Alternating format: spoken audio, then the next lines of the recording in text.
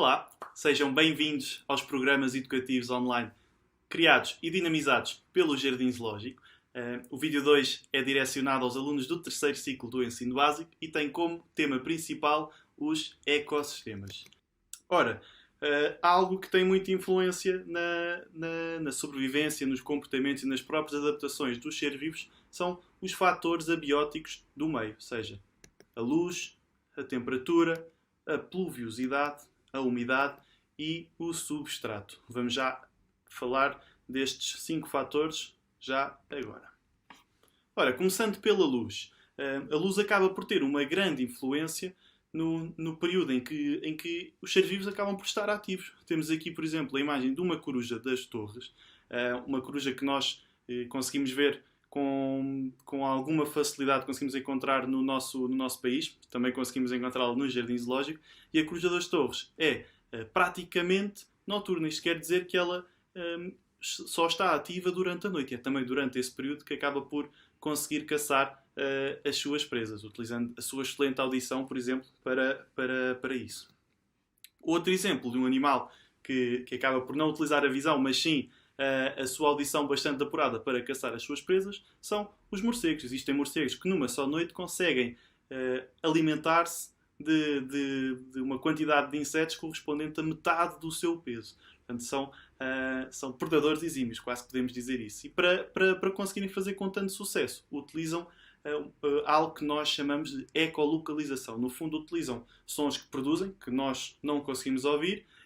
Esse som, quando embate num objeto, numa presa, e volta para eles conseguem então identificar o que tem à sua volta, seja presas, seja obstáculos, e é assim que eles também se conseguem orientar no seu habitat. Outro caso bastante curioso é o da lebre do Ártico, que estamos a ver nestas duas fotografias. Ou seja, os dois indivíduos, os dois animais que estão nestas fotografias pertencem à mesma espécie.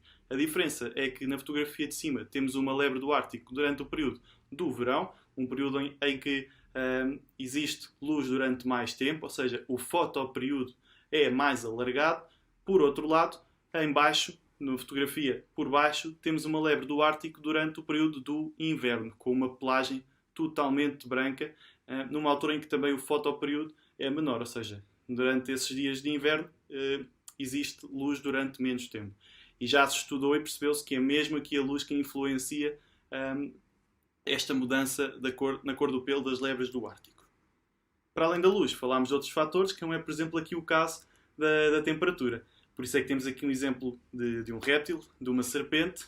São animais que não conseguem regular a sua temperatura corporal. Chamamos então poiquilotérmicos, que, por exemplo, ao contrário de nós, dos mamíferos, como é o caso deste urso polar, que conseguimos manter a nossa temperatura corporal, chamamos então homeotérmicos. Eles não o conseguem fazer, têm de procurar colocarem-se ao sol para aquecerem o seu corpo. Mas, por outro lado, se também já estiverem a ficar com uma temperatura elevada, têm de procurar locais à sombra ou frescos, mesmo que tenham de se colocar dentro d'água, para se conseguirem refrescar. Ora, outros animais que se calhar não conseguem suportar temperaturas muito reduzidas, muito baixas, em determinadas alturas do ano, acabam por ter de recorrer à hibernação, como é o exemplo, este que estamos a ver aqui na fotografia, no urso polar. Neste caso, os ursos acabam por reduzir a sua atividade corporal, o seu metabolismo a um mínimo, para que o seu corpo não gaste tanta energia e consigam também manter a sua temperatura, uma temperatura que permita então a sua sobrevivência. Noutros casos, temos, por exemplo, animais que acabam por se deslocar para outros territórios à procura de melhores condições ambientais, de temperatura, mas também onde exista mais alimento, como é o caso das cigonhas que nos visitam em certas alturas do ano e que também conseguimos ver com alguma facilidade. Por outro lado, temos também a estivação, que se falarmos da hibernação como aqui uma adaptação às temperaturas mais baixas, a estivação acaba por ser uma adaptação às temperaturas mais altas. Ou seja, neste caso temos aqui os caracóis que acabam por reduzir a sua atividade como resposta a temperaturas muito altas e conseguem então sobreviver a essas mesmas temperaturas elevadíssimas. Passando aqui para a pluviosidade, que no fundo é a quantidade de chuva que cai em determinada região num certo período de tempo. Claro que acaba por ter uma grande influência no meio. Zonas como florestas tropicais, onde chove imenso durante praticamente todo o ano, acabamos por ter paisagens como esta, com imensa matéria vegetal, em oposto, por exemplo, ao que acontece no inverno, onde a quantidade de chuva é muito reduzida e então é muito raro a presença de matéria vegetal. Passando então aqui à umidade, um bocadinho distinto da pluviosidade, ou seja, a umidade já nos estamos a referir à quantidade de água que existe ou no solo ou na própria atmosfera. E é claro que há animais como, por exemplo, estes peixes que estamos a ver nesta imagem, que estão totalmente dependentes da água para sobreviverem.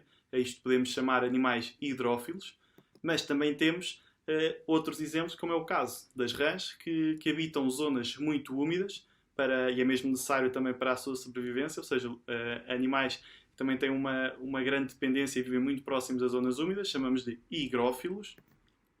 Por outro lado, o nosso caso, podemos nos considerar mesófilos, ou seja, não estamos tão dependentes como os outros dois casos anteriores, temos uma necessidade moderada, digamos, da água, apesar de, obviamente, ser muito importante para a nossa sobrevivência. E, por fim, animais xerófilos, que habitam zonas muito, muito secas, onde não existe muita água e estão adaptados a esse mesmo fator.